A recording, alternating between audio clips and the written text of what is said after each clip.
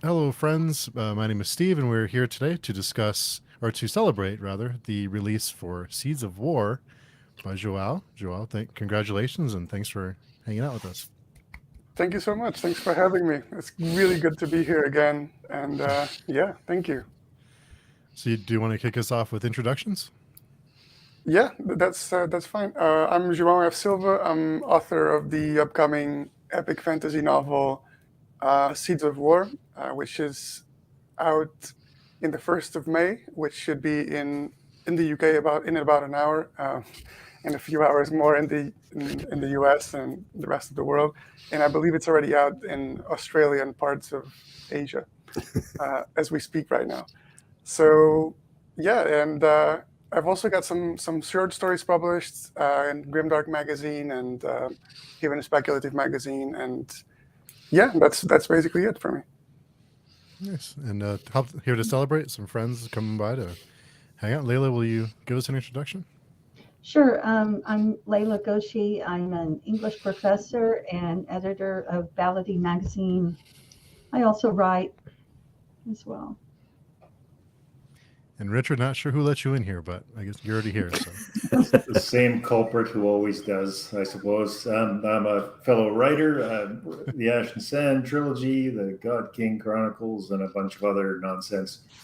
And I'm here to defend WoW from these bloggers and other question askers. Thank you. and Chris. Hi, I'm Chris. I'm from the channel Fictional Escapist. I'm not as interesting as any of these people here, but I am a reader representing the readers of the group, and I read mainly indie and self-pub SFF. Okay. Nice. And Chris. Name's Chris Mullen, occasional YouTuber, and I'm calling myself a reviewer this week because I actually did write a review and publish the first Schwab's book ahead of its release tomorrow, and very glad to be here. And I have to say to Richard, the idea that we would have prepared questions and such things, you give certainly myself a lot more credit than I deserve. I like to overestimate people. Preparation? What's that? We just hit live and hope for the best around here. So, but Joel, congratulations, and tell us about the book. For people who aren't familiar with it, let us know what it's about. Yeah, thank you. Seeds of War is essentially the story of three main characters, and I think it's really about the three characters and how they try to basically survive and go on onto their journeys in a very harsh world with very harsh creatures and a very harsh magic system that is pretty devastating in many different ways. And yeah, so the first main character is a woman. She's a war veteran. She is a criminal, a crime boss right now, and she's also a single mother. And she's really trying to just leave warring aside and trying to find some peace and just basically become rich as much as she possibly can, and protect her family, protect the people who are like her, like the refugees, and basically petty thieves and other criminals that she just picked up along the way, and she's just trying to make do. And the second main character is Orbereses. He's essentially the complete opposite of what this woman is. He's a petty thief and kind of just a street urchin that grew up on the streets of a very harsh city to live in, and he just grew up knowing how to con his way out of things, and he became a really successful con artist. And so much so that he actually is now, or has been at the time of the book, for the past 10 years, posing as God himself. And he's basically got a massive legion of fans and followers that really believe that he is a god, in part because of something that happened that I'm not going to spoil too much. But yeah, and that's the second character. The third one is Red now, and he's kind of the old and weathered veteran mercenary.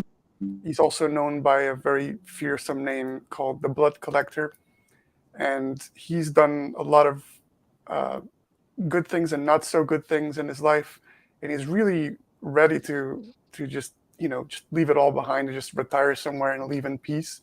But life has other plans, and he's really doesn't really have the chance to do that just yet. And if you want to find out more, you can pick up the book, and I'm sure you're gonna find some good things to follow. And the link, by the way, is in the description. So anybody who wants to pre-order, it's right below the video. But João, you and I had talked previously about Ash and Sand, and we kind of both talked about how much, not to embarrass Richard, but how much of a fans we were. But how did that influence your process in writing your own book? Yeah, I think the influence for me wasn't necessarily in terms of the story itself, but it was more about knowing that such a brutal world was possible and it was feasible to write about, and knowing that bad characters or characters who are not necessarily likable, or people who are just not good people I wouldn't want to have a coffee with, for example, like, make such great characters to follow. And I had already read some pretty grimdark books in that sense, but I think Ash and Sand really established that for me. Like, I think it was the first self-published book that I ever read, and I think it's still one of my favorites, the first one, Kings of Paradise.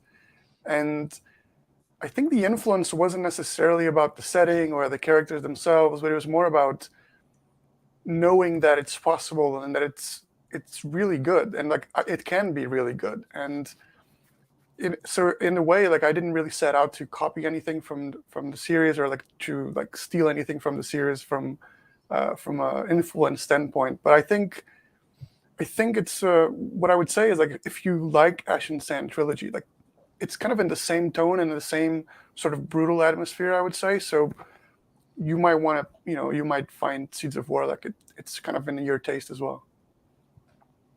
I'm too egotistical to be embarrassed, but I agree with that assessment. I think if you like Ash and Sand, I agree you'd like this book. I will admit I've only gotten 50% of the way through it, but right away, what you're saying makes total sense about the characters, sort of not exactly being your stereotypical cliche root for this good guy because he's going to win. But I think you don't need that. I think you just need somebody who's got ambition, or he's got a drive, or he's got something he's really trying to achieve, and then working hard at it, and you're watching the struggle. And I think you've done that beautifully. These characters, they're obviously, as you say, not heroic, let's say. Having said that, I think Orbrasis, I'm glad you said that first. I don't know if I would have pronounced that correctly.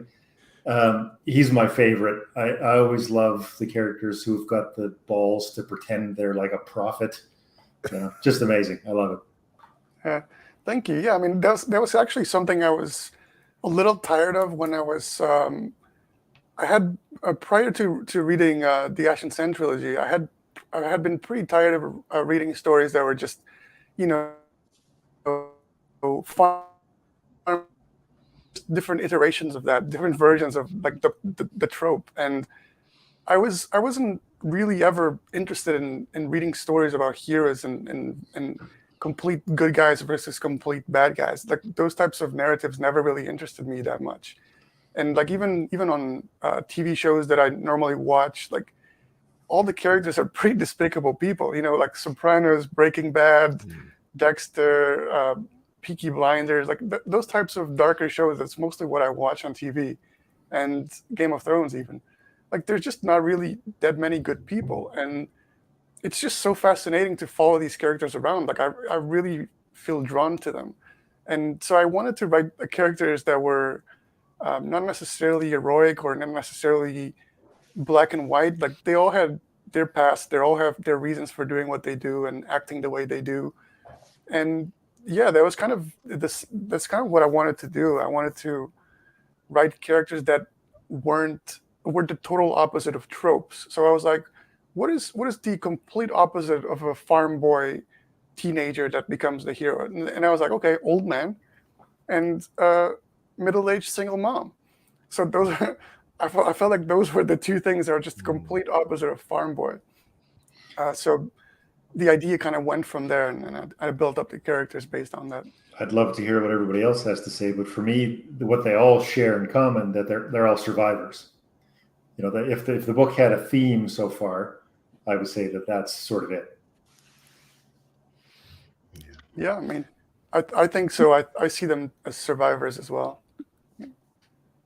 I really thought the magic system was appealing to me because of its, because of the characteristics of it and how it impacts the characters, those that use it, and how they become, what they are. So, yeah, I just thought it was very unique and inventive, and the names, the terminology, the blood, what is it? The blood collector. I love that. Definitely. But I am curious about the names. If are they, they're kind of inventive as well, especially Orberesis. So just curious how did this develop? How did your whole idea develop? Yeah, so I had this idea. So the idea for the whole entire concept of Orberesis and the orb and everything that's connected to that character really came from, I was listening to an album from a band called The Sword, and it's like a kind of like a alt rock band. I think they're based in Texas, and I think they broke up recently. But one of their albums is called Warp Riders, and I really like listening to the lyrics of these bands and like seeing what they're saying, because a lot of them, they're really good storytellers. And there was a verse in one of these lyrics which was about talking about an orb or something like that. And I was like, yeah, like an orb that, has these massive powers and something. And it really caught my attention. And then the name of the character was kind of a play on that, like Orberesis is like orb bearer, but with a kind of a thing at the back as well. Like the S is like very, very Greek style. Yeah, so that was kind of the idea behind the name. But that's not his actual name. It's just the name he gave himself when he became who he's pretending to be. That's what I like about it. It almost sounds made up. Yeah, exactly. Yeah. Yeah. I sort of wondered whether you were inspired by wrestling, given that everybody has this name. So with the Viper, the Blood Collector, the God himself, which I think is a great wrestling name, but they're all sort of heels at the start of the story.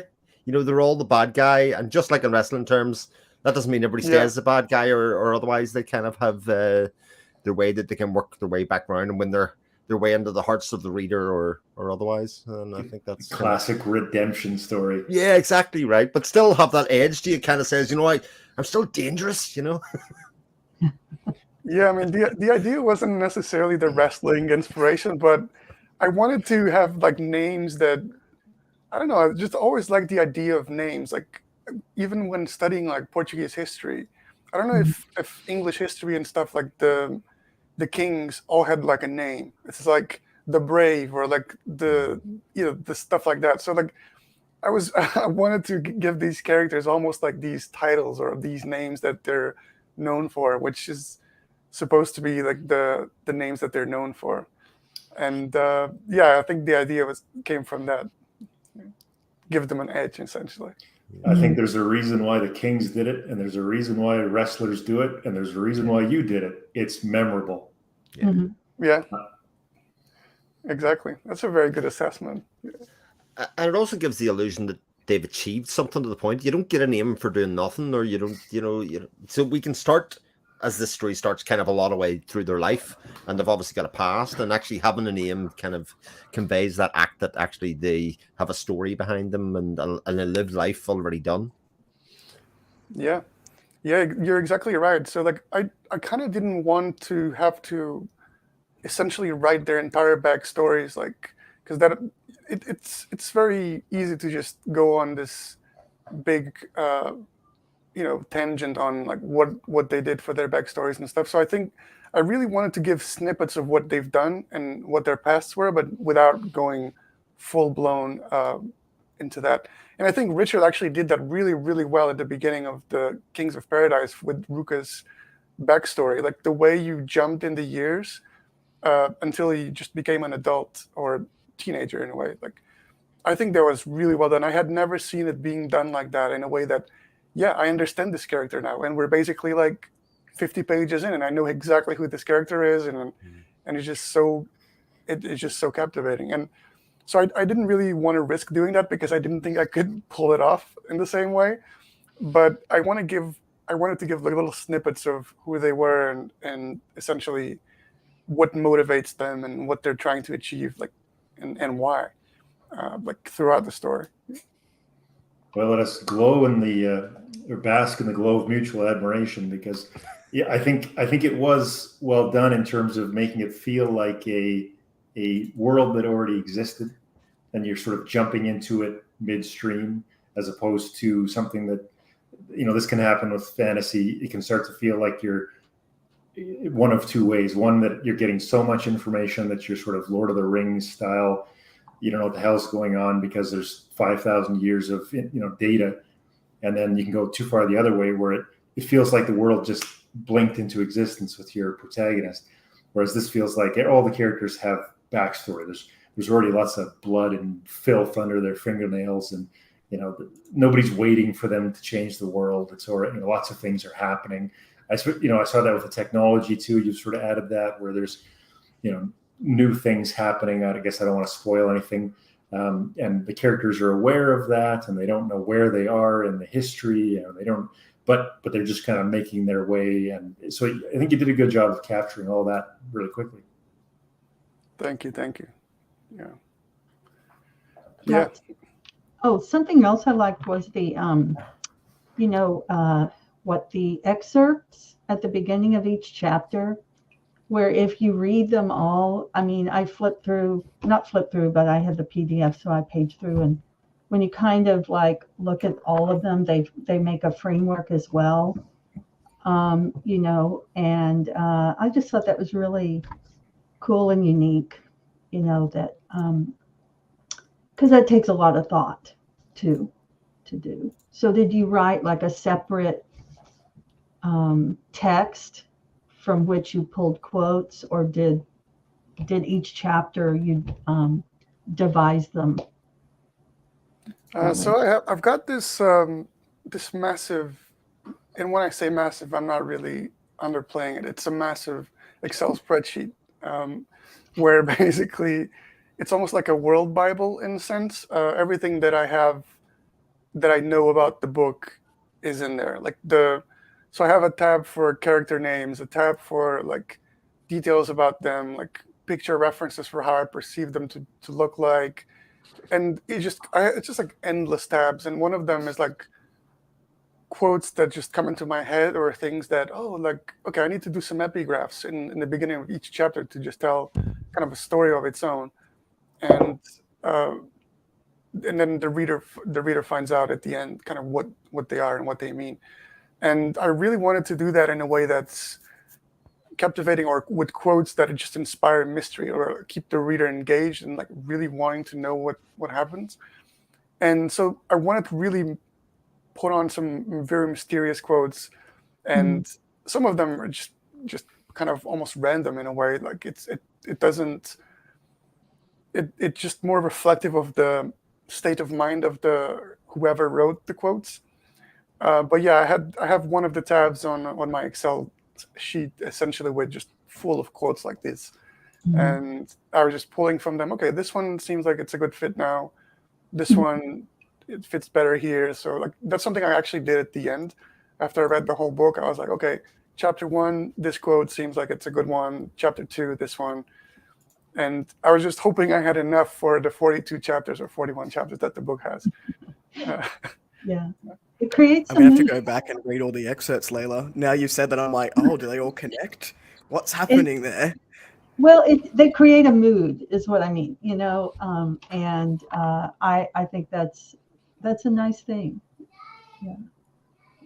I think for readers who like mystery, or who like to solve puzzles or to know something at the end of the book that was kind of present throughout. I think it's something that I enjoy as well as a reader. Like I'm very captivated by mysteries and like finding out things, which is weird because I don't really read a lot of mystery novels or crime or anything like that. But I'm very captivated by mystery plot lines in fantasy books, and so I kind of there were some mini subplots of mystery within the story, but the epigraphs itself, it's kind of a mystery in a way. And that's also mostly to feed my own ego in the sense that I know that I want to be able to write mystery in some way, even if it's not an actual mystery novel. And we did have a comment from Sadir, or friend Sadir. I know this is Joa's night, but I need to just mention I read Richard's Kings of Paradise a couple of years ago and absolutely loved it. Well, cheers to you, sir. Glad you enjoyed it. And hey, Colin, thanks for coming by. Yeah. Lots of fans out there. Indeed. So something that I really liked with Seeds of War, João, is the amount of, and we sort of touched on it with the characters, is the amount of intrigue that there was behind the scenes. So the elements in the book interweave together quite well, but each element has its own backstory, and that goes beyond the character work and into the magic system. So it's one of my favorite magic systems I've ever read is the Smokesmiths, and I enjoyed how dark and rich the history of the magic itself was throughout the book. So I was wondering if you could explain a little bit about some of the influences behind the magic system and how it came to be. To be honest, I have no idea how it came to be. I have I have this folder on my computer as well with where I just basically throw random ideas into it, and then once I'm working on a new story or working on a new novel, I just go into the ideas folder and I just pick ideas that seem like really good fit together. And I was like, smoke magic was one of the ideas that I had there. I was like, okay, smoke magic. This seems intriguing. How would this work? And I was like, okay, do people smoke with cigarettes? That seems kind of silly, especially in fantasy. I mean, why would they do cigarettes? Like that's kind of silly. Uh, so okay, maybe they can burn some sort of herbs the same way that the cigarettes burn, and they kind of it is magic, so the smoke can kind of go after them instead of them having to bring the smoke to them.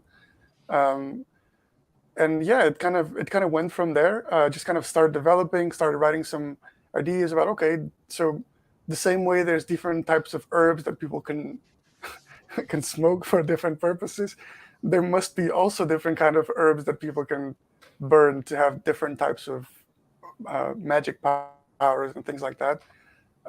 But I think that, to be honest, the magic system is something I really want to still develop even more in the series. Like the book 2 and 3, which I already have kind of plotted in my head, and book 2 has the first draft is already done. I really want to ramp up what the smokesmiths can do, and like just basically put on display exactly how they do it, and kind of go a little bit more into detail as to how the system works. And it's like also about inspirations. I guess I was quite inspired by the Powder Mage trilogy by Brian McClellan, because I mean they're basically, gunpowder, and it just really inspired me. But because I was writing sort of darker book, I really wanted the consequences for the user to be quite devastating. Like I think if the character can use the magic really easily, or if the consequences of using it are just not high enough, then I'm just maybe not as interested in the story as I could be. And so I kind of try to weave everything together, really, in terms of the world is dark, the characters are also kind of dark, so the magic system has to be dark as well. So it was kind of all mixed together. I mean, people will argue that it's some people will say, oh, this is actually not that dark. So I've had reviews that said this is actually not that dark. I've read much darker stuff. Then I've had people who say, wow, this was brutal. So I guess it's somewhere on the spectrum. Um, of the room. But yeah, I mean, I think the magic system is first still needs to be developed a little further in terms of how it works and how the characters can make it work. And yeah, it was mostly inspired by, I guess, other people who do magic systems really well. It just with my own take on it.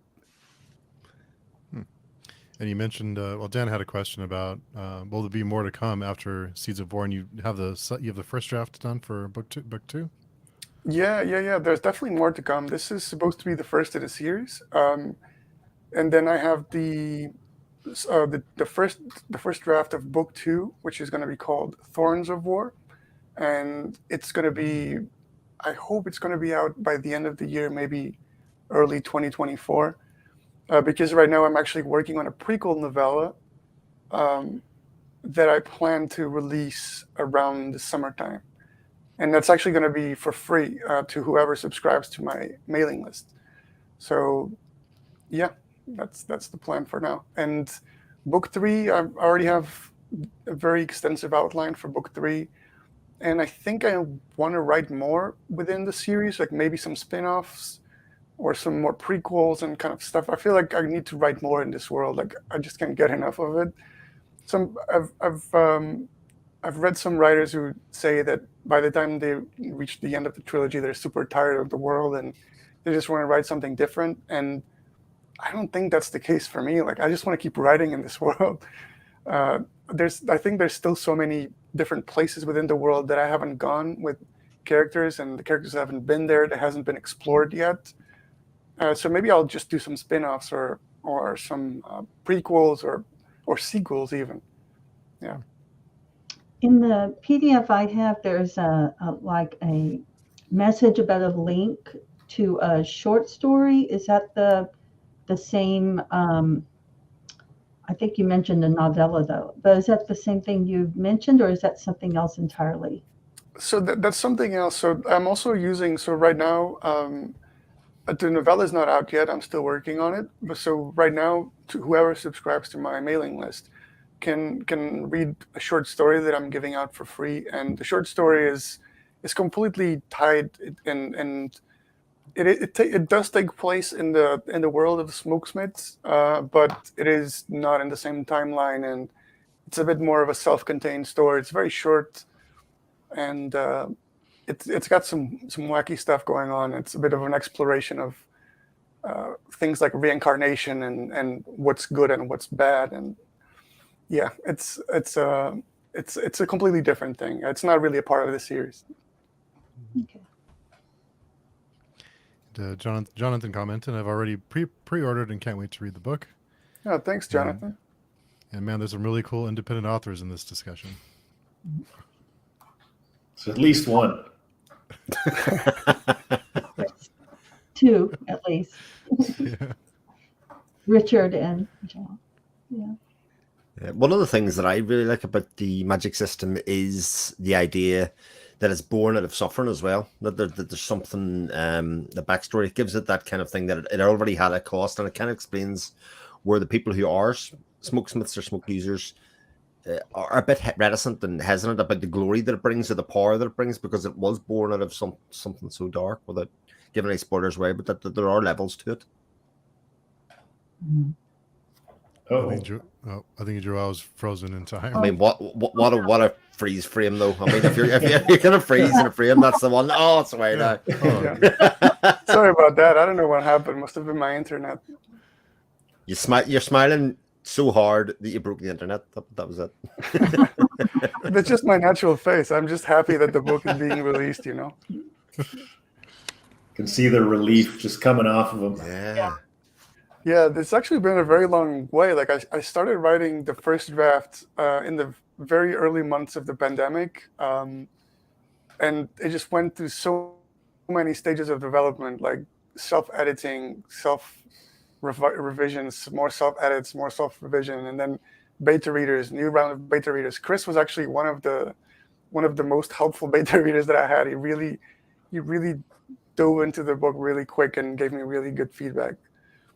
And yeah, and then more edits. Yeah. Man, It was good beta a readers, long process. they're worth their weight in gold. Because if you, especially early on in the process, if you can manage to do that, they can send you down paths you never would have gone. And just usually that makes the book stronger. Usually they add a layer or two. I remember a quote from Neil Gaiman. I probably said this to Steve before, but especially if they tell you something is wrong, they're usually wrong when they tell you how to fix it, but they're almost always right that there's a problem. Yeah, that is so true. Like, I find that so true. And I actually had I had the moment like that where I had very early beta readers who were not familiar with the genre, and they didn't really read, especially they didn't really read dark stuff. So even if they were fantasy fans, or like even if they read epic fantasy occasionally, they were just expecting something completely different, and they could not acknowledge that this book is the way it is. Like, they just didn't understand that you don't have to like the characters; you can just find them interesting. And Mhm.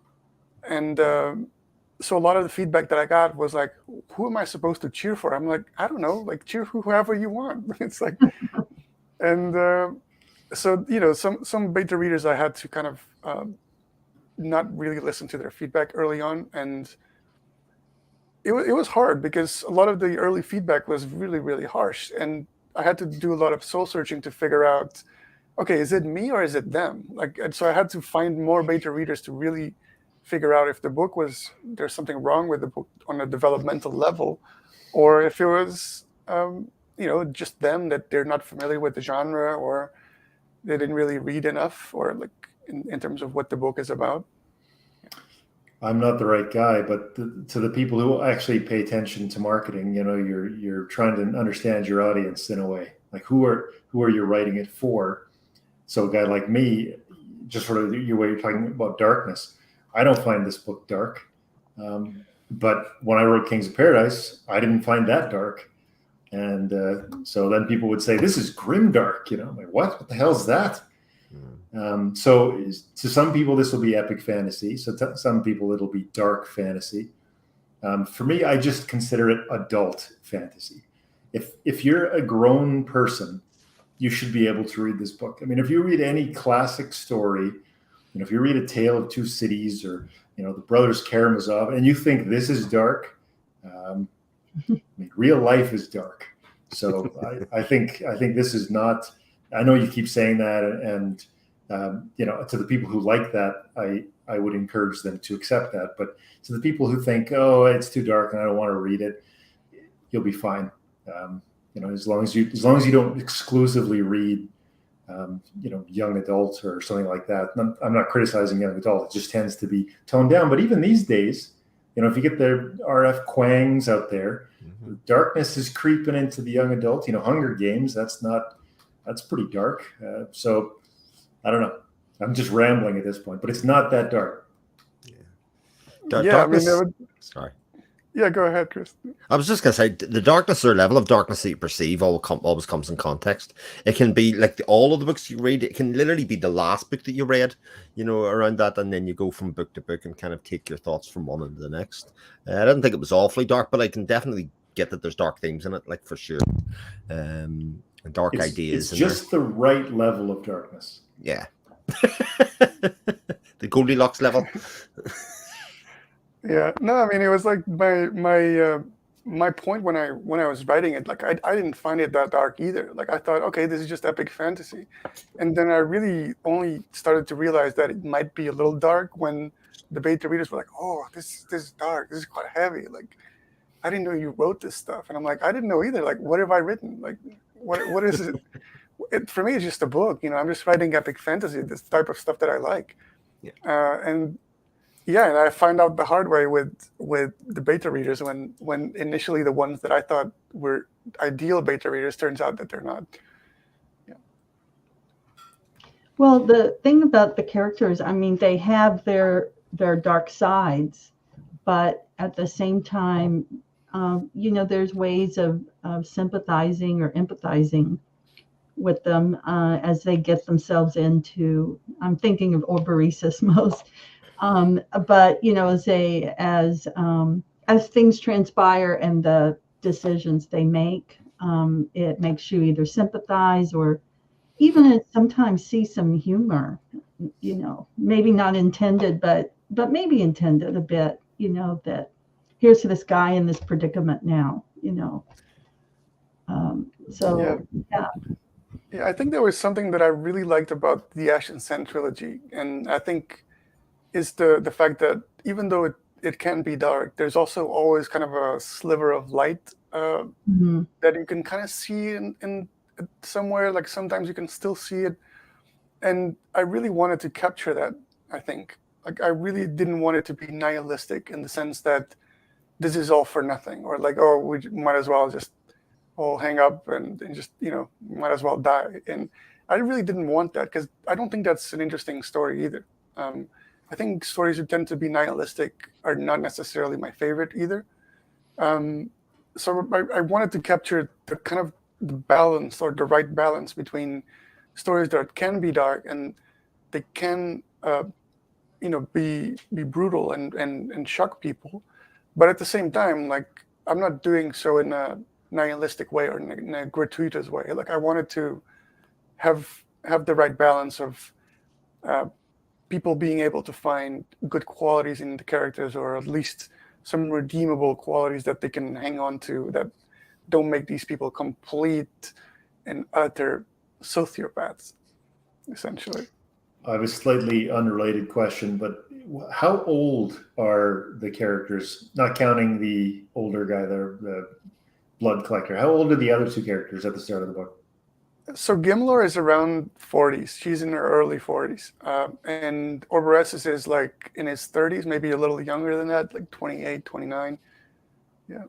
I think you can feel that a little bit, like when you talk about the sliver of hope or whatever, the younger character, the younger people in general, they're always imagining a better future, and I think Orberesis is like that. You can tell even this, no matter what's happening, he still clings to the idea that things are going to get better. He's going to find a cure to his problems and so on. Whereas, you get a very different feel from the blood collector. He's not looking for a happily ever after. He just wants like it to stop, And I think that's about right. So I think you did a good job by having the age differences there, because with the younger characters, it gives you that hope. If that makes sense. The youngest character has the most ambition, really, for self-ambition, I suppose. Is the best way, and I'd say that's probably true for all of us when we're much younger versions of ourselves, whereas our goals and what we want as we get older kind of morph from self-ambition to ambition around other things, And let that be a lesson to you, Chris. It's all downhill from here, buddy. Everyone thinks I'm younger than I actually am. Oh, okay. I know that I'll get, jaded as I go on with my life. But I always like this debate about what is dark fantasy, what is grimdark, and whatnot. What I found with João, your book, was that your book felt real. And just to go on that comment from the Black and Blue Collar put up, where it says real life is dark. Yeah, real life is dark. There are some horrific moments that happen for everyone throughout their journey, no matter how old or young that we are. And your book felt very real to me. The characters felt real, more so than being dark, whatever life journey they had been on. And I thought that was something really special that you brought to Seeds of War. Thank you. I mean, I think that's because a lot of the stuff that they go through, maybe not on an on-page direct influence, but like for the most part, they're influenced by things I've seen or experienced, and or things that I know people in my life have seen or experienced. So like Richard was saying that they're all survivors in some ways, and I think in many ways, like people in my life are survivors as well. And in some ways, like I think we're all survivors. I think people can always identify with survivors. I think it's just easier to identify ourselves with survivors because we've all been through hell in one way or another. And so I think it's a quite cathartic thing to know that, okay, these characters are going through hell, but I've been through hell, and I'm probably going to go through hell again at some point in my life. So how did they come on the positive side, or do they even come out on the positive side? Like, I'm interested to find out. And so when I set out to write these characters, I was basically exploring, okay, if I had this personality, how would I go about it? Or if I was dealing with these issues, how would I go about it? And obviously, I'm not a mother, so I can't really write from the mother perspective, or I'm not an old man, so I cannot write from an old man perspective. But I can think about how mothers that I know would go about it, or how old men that I know would go about it. And I think that was my attempt at making it feel real, is drawing from just real life experiences and things that I've experienced. I think the one that kind of is very common on all three characters is the fact that they're all displaced in a way. None of them are living in the place where they're from or the place where they live.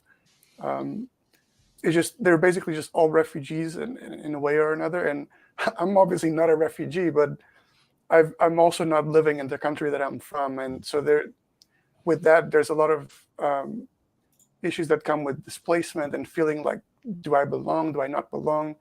What is home? Like, where should I go from here? And things like that. So I also wanted to explore that, not on a very deep level, but like I think it just ended up being like that. It's a theme. Mm-hmm. Well, I don't know. I'm a little bit curious just from the other panelists. Who are your favorite characters of the three?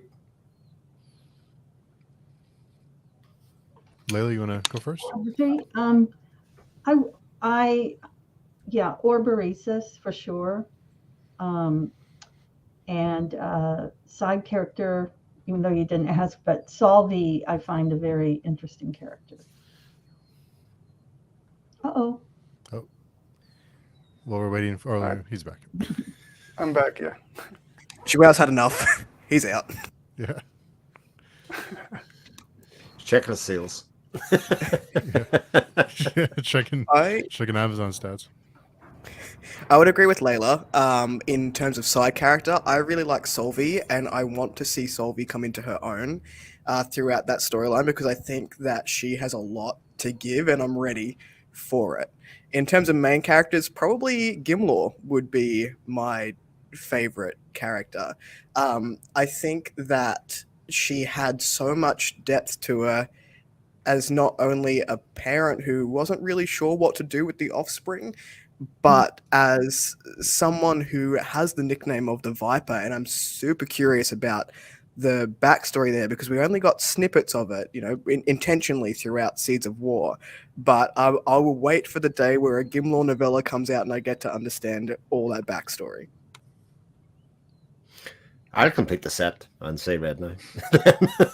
That's a good sign. And probably because I most self-identify with his I'm sick of this shit. I'm ready to settle down. But I also feel like within the context of the whole story, it feels like he has an interesting role to play. Without saying anything else other than that, because it could be seen multiple ways, but I do think as the sort of elder statesman, he has seen a lot, and like I say, a lot of the backstory of him and his name of the Blood Collector, I think is actually some of the most interesting revelations in the book. Jonathan It's very commented interesting. morally gray characters or darker characters are so much more interesting than your normal everyday cookie cutter hero that always wins the day. It's more realistic. I'm sorry, go ahead, Joao. No, I was just really gonna say that it's quite interesting to see who thinks that favorite characters can be. I've come across the fact that a lot of people who really are into really dark books tend to find Orberesis their favorite character, and people who like who are mothers or like people who have children tend to really relate to Gimlor, and people who are fathers or like they have seen some shit, they usually go with where the Radno as their favorite. So it's quite interesting to see that. I like all the characters, but yeah, Orb Races for sure. And I'm probably even worse than the average dark fantasy enjoyer because I don't want to spoil anything. But when he starts going down a darker path, when he's at the in this castle, and his friend is sort of, used as the whoa, hold back. I'm like, get out of here. Like, I wanted the friend to shut up and let him go on his darker path. So anyway, that's probably reveals something about my inner psyche. Yeah, I'm really glad that worked. Speaking of revealing, Richard, you had mentioned to me that you could tell what kind of reader we are by what character we like. Yeah, it sounds like Joel's on the same path. Yeah, I think that's typical because when you're writing these characters, they're coming from somewhere, right? Of course, writers always hate the question of where does that come from, because sometimes we don't know, but still, certainly once you start hearing feedback, you start to get an impression, and probably the same people who would like Ruka are going to like Orb Races. I mean, that's just sort of how it is. The same people who like Dala are probably going to like, sorry, I've forgotten her name. Gimlor. Thank you. So yeah, you get a sense for that, I think. Yeah, I hadn't thought about that, but I think that's probably very true. Yeah. I just want to say, Zamil popped in. Congrats to Joao. I will listen while I play video games. Oh, thank you. Which game do you play while listening to us, though? That's really the question.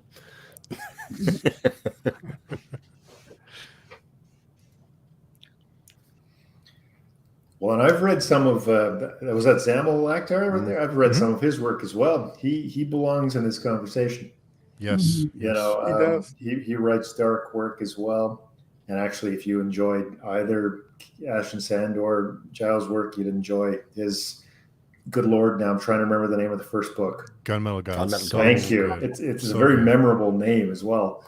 Yeah, it's such an epic book. Oh, that's great. I love it. Really I think good he's stuff. written some lit RPG type stuff too. There's a He did Blade. Light Blade. Blade? Yeah, he did indeed. It's a Light Blade. progression one. fantasy, I think. It is. Oh, okay. It is. It's actually there. Oh, So Chris, official escapist, what's your process for beta reading? Because that sounds daunting to have to. It sounds very like you'd have to be very detailed, and I'm just not smart enough to do that. So I'm curious how you do it. It's better than an alpha read, so I do both. But beta reading is you sort of get a manuscript that is almost done, to the point where it's the step before the arc readers a lot of the time, and Joel's is actually pretty polished when it came through to me, to be completely honest. So it really depends on the amount of editing that an author has done by the time it comes through to a beta reader.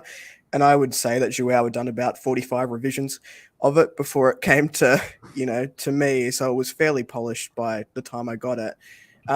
Normally what I'll do is Joel did it in a unique way where I think it was 5 parts. Correct me if I'm wrong, Joel, but he came through it I a think it was couple 4 hundred parts, pages yeah. per 4 parts, yeah. So he'd send a quarter of the book through, get the notes, and then send the next one through.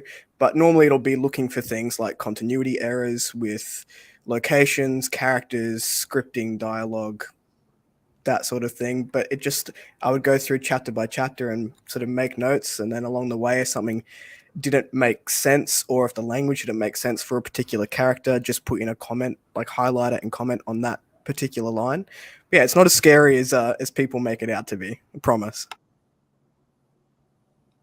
Yeah, and Chris did a really good job with Seeds of War as a beta reader. I think he was actually one of the first. So he was in the second batch of beta readers that I had, and he was the first one that I was, yes, someone finally got what I'm trying to do here. And he was really the first one that I think understood what the book was about and really got it. And I was like, okay, there is an audience for it out there. I can press on with this. Mhm. It's funny being a beta reader across a fair range of genres, well, fantasy genres, subgenres, because I've done a marketing major, so my automatic reaction is going to be, all right, who are they selling this book to? Put myself in the mindset of your target audience as opposed to me as a reader. And I did one recently for a fantasy romance, which is not my genre.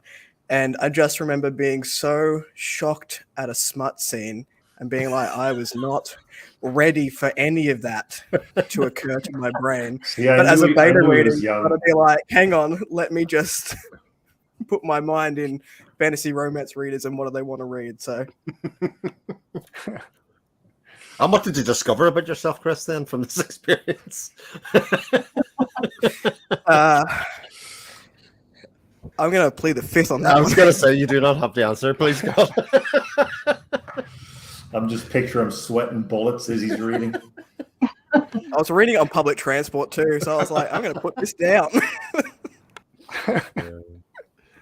My feeling in those things is usually, was there really any need for that line? Hey man, smut is good money. Yeah, apparently so. Yeah. Oh, Can God. be. He Yeah. said hypothetically. Are you ghostwriting, Richard? Is that what's going on? Is that you? What's the pen name, Richard? I shall never speak of it. Nellie Richards. How about that? That's something you need to do. So anyway, João, this is your first book, correct? Did you write? Yeah, There's no, no- it is my first book. I've got a few more in the works, and I've got a few more like in different stages of development. But this is actually the first one that I completed from beginning to end, and that I was happy enough with. Usually, I got to the end of it, I'm like, okay, this is a mess. I can't continue with this, and I tend to fall victim to the. I don't know if you feel the same way, but there's new shiny things in your mind fighting for your attention, and you're trying to focus on something, and then there's this idea for like, it just happened to me the other day, which was medieval horror set in historical colonial Portugal. That would be epic to write Shit, I about. gotta go write that. I'll see you guys. Yeah. Exactly, and it's like I just have to do it. Listen, Zamel. Some of us gotta pay the rent, all right? Yeah. Yes, definitely, Zhao, the new shiny. As we speak, I'm suffering from that exact syndrome, particularly when it gets to the editing process. I really like to write, but then when I have to actually polish and turn the thing into a manageable thing that you can hand off to someone like Chris and not have him just write back to you like, what the hell is this? I hate that process with a passion. So this is why editors make the big bucks, because it is truly terrible, but it's also an extremely valuable thing. Like the better you can get at editing yourself, I find over time, especially, I said you took 3 years or so to write your first book from sort of start to finish, maybe. Yeah, there's some gaps in between, but yeah. Yeah, the faster you can get at the editing process, really, and maybe having the editing process in mind as you are doing the writing. It sounds like you're an outliner. You do a fairly extensive outline first. Oh yeah. That speeds you up considerably, I find. Yeah, I think in between writing book 1 and book 2, the speed and kind of the confidence that I had was night and day. Like the first one really took, just for the first draft, it probably took me like 4 or 5 months just to get the first draft done. And for book 2, I basically drafted the entire book 2 in like 50 days. And so I was just sitting down into the computer pretty much every day writing for 2-3 hours using the Pomodoro method. I don't know if you guys are familiar with it. It's like one of those productivity hacks where you sit down and just be extremely productive for like 20 or 25 minutes, and then pause for a little bit, and then do another 25 minutes. until I basically completed my writing goal of the day, which was 2,000 words. Okay. And I just basically raced through it, and it's the most productive I've ever been. But I think Richard is absolutely right. The editing is really has been the bane of me. Like, I just really don't like editing, but I just gotta do it, because when people say that writing is rewriting, I don't think they're lying. And writing is rewriting, and writing is editing. So, as much as I enjoy outlining, as much as I enjoy drafting the first draft, the book becomes itself through editing. So, Richard is absolutely right. And you need both, of course. And there's lots of people who just can't do the first part that you're talking about, right? The idea of creating that first draft. I think most writers would think of that as not a big deal, but most people can't do that. But the editing part is a different skill set, and there's people who can do that part of it who can't necessarily do the drafting part, and who are just very good editors, and you can work with them, and they're very, very valuable. There's people like Sarah Chorn. There's a handful out there. I'm sure there's lots, but I only know a handful in the indie space. But yeah, it's rough. I love that creative process of you're just in your playground, coming up with anything, and everything goes. And then you get to the part where you're editing, you're like, oh, this was shit, wasn't it? Yeah. Doesn't make any sense. Oh, well, you got to kill your darlings, as they say. Yeah, absolutely right. And I think I'm also getting better at that. With book 2, I really was very ruthless in my just based on the very first light round of edits that I did after the first draft, which I actually haven't finished. I just cut out a massive plot line, just basically deleted it. It was like about 10,000 words, just like that. It was like, this doesn't make any sense. Just cut the whole thing. And with the first book, Seeds of War, like the initial version of the story had the very convoluted plot line with Orberesis in the palace that didn't really lead anywhere, and it took me really long time, like annoyingly long time, to figure out that it didn't work at all. And I had to figure out a way to replace it, or to just delete it completely. So I ended up doing both. I deleted it completely, and I replaced it with something I think it's far more interesting.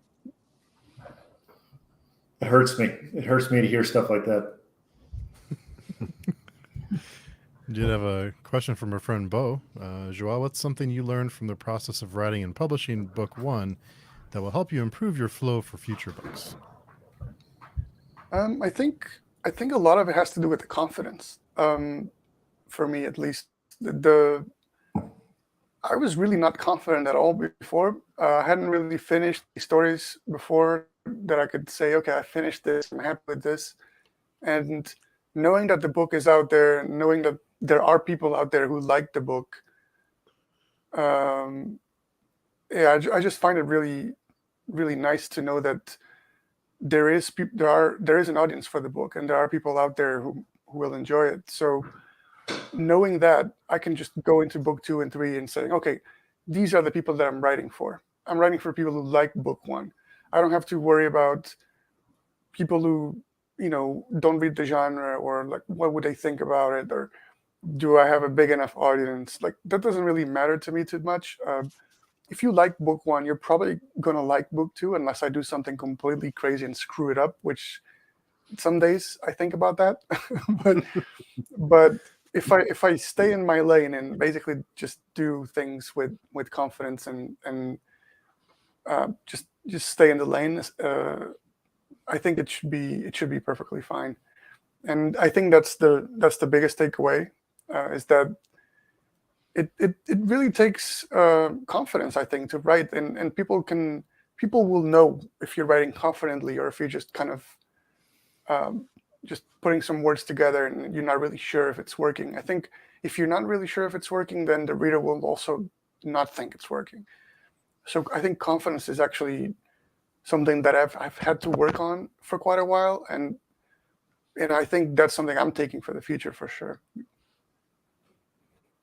It really makes me wonder how any book ever gets published. It feels like there's so many pressure and stress points along the way that you probably should have heeded the your health advice at some stage to do it. And you're also coming up on obviously future ones. You know, it's going to hit the general public. You're probably going to get more negative reviews than you did probably from Marks, that kind of stuff. You know, it just seems like everything's just a pressure and stress point. Yeah, I mean, Richard can probably attest to that way more than I do because I only have 26 reviews out, and I'm already like stressing enough about if the next ones are going to be positive or negative. But yeah, I mean, no, I'd say the way you feel is the way that I felt, and I think the way that every writer feels at the start. The start is worse because, as you say, you don't have enough data points. You don't have enough people telling you, yeah, you can do this, or no, this is shit, you know, go get a day job. And so, yeah, you're really vulnerable in that stage, and you have to be a little bit careful about who you give your work to. But ultimately, you just have to have some thick skin and it helps to know, actually, almost nobody has any idea what they're talking about. You know, so you take that with you everywhere you go, that actually, if you think you don't know, trust me, people who have never written a book, what the hell do they know? I mean, they just don't know. And they can be readers, and they can be beta readers, and they can be academics and everything else. But at the end of the day, it's just one guy with an opinion. And so, yeah, you have to have a bit of confidence or arrogance or whatever it is that's inside of you that tells you, I can do this. And if it's at all useful, I have read half your book, and I assure you, you can do this. So you'll be fine. You just have to keep plugging away. And, you know, I had some writers when I was starting out who did that for me and just said, you'll be all right. Just keep going. It's practice, right? I mean, so you've only been writing for a couple of years. You know, to be a George Martin, you got to be writing for 45 years. It's a craft just like anything else. So, you know, I guess I've been doing this for 10 years now. Jesus Christ. I don't know. I don't feel any different, if that makes any sense. I don't sit down and think, yeah, I know what I'm doing. This is going to be easy. Every new book is like, yeah, I don't know. I got to figure this one out. It's like a new thing every time.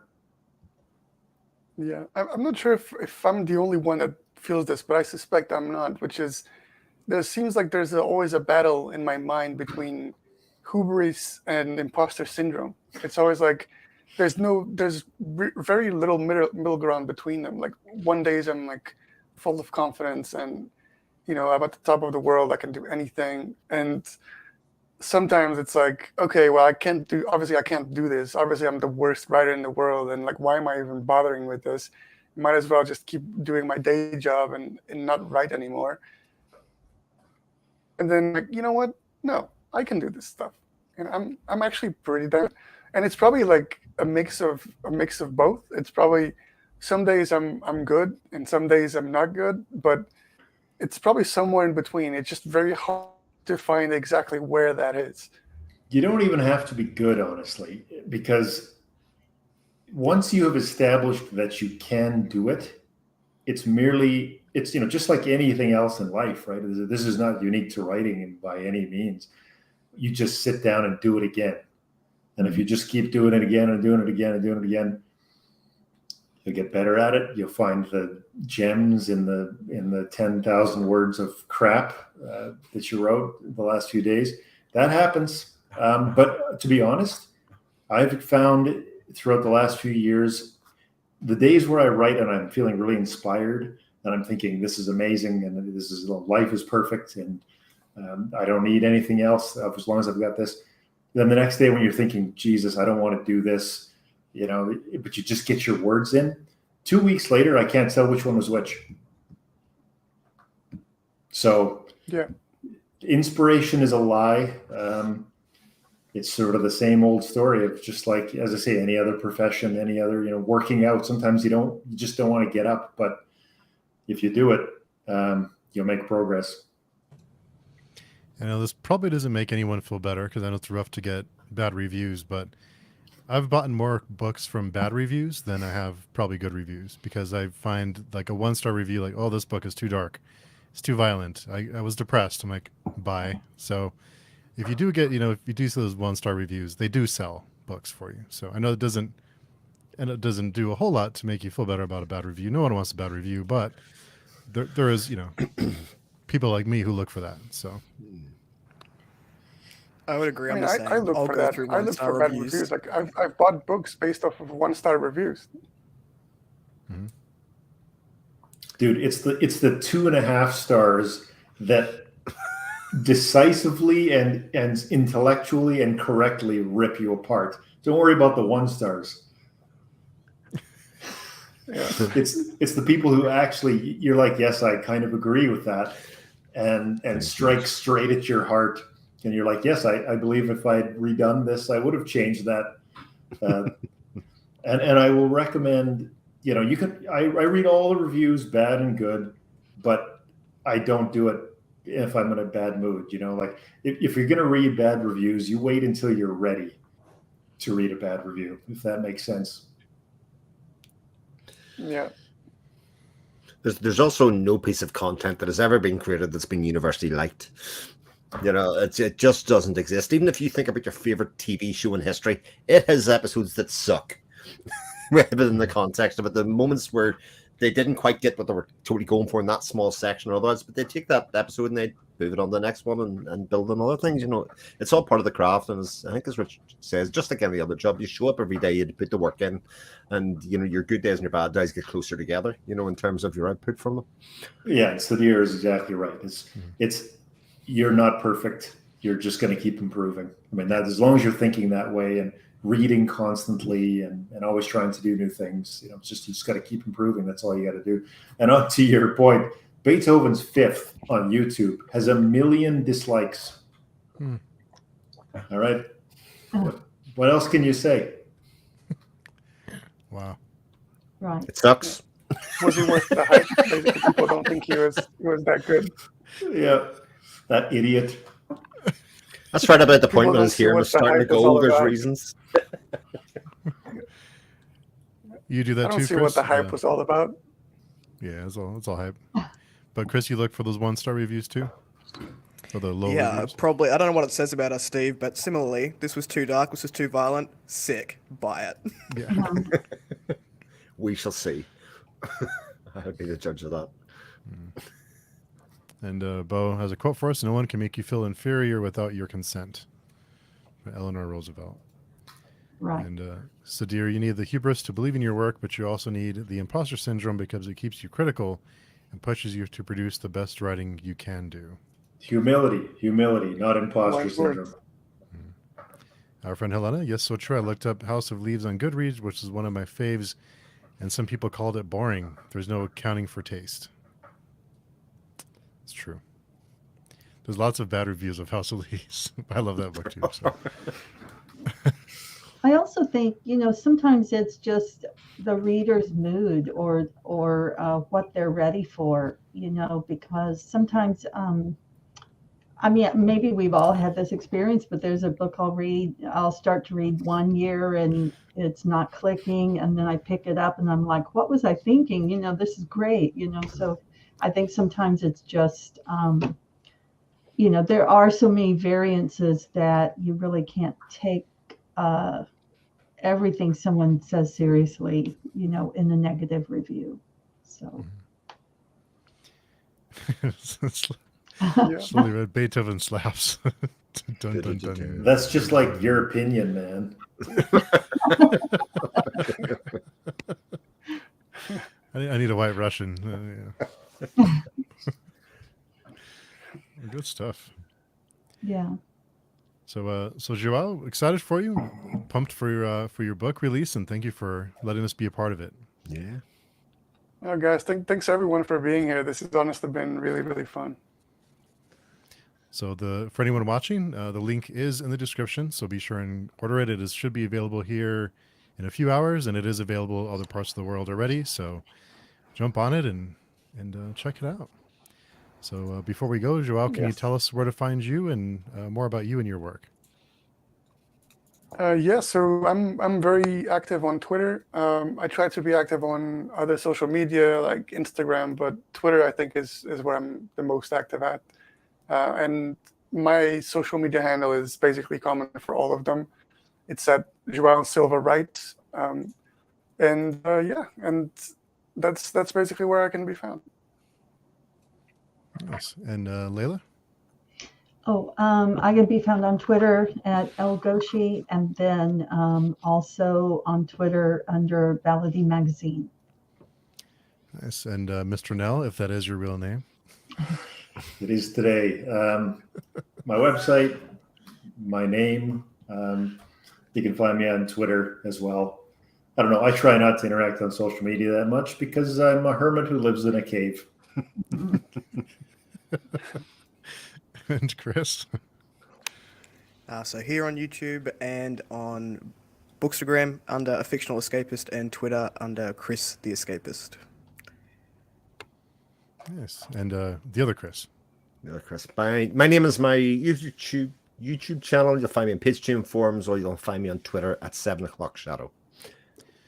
Nice. And yeah, nice. Thanks everyone for coming by and hanging out and celebrating the release with Joao. Really appreciate it, Joao, to letting us be a part of it. And thanks to all of you for coming by, spending some of your Sunday afternoon, evening, morning, Monday morning, whatever it is for you in every part of the world. But thanks everyone, and we'll talk to everyone soon. Be sure and get that, click that link below and pre-order that book and have it be ready in a few hours. So thanks everyone. We'll see you soon. Cheers. Okay, bye.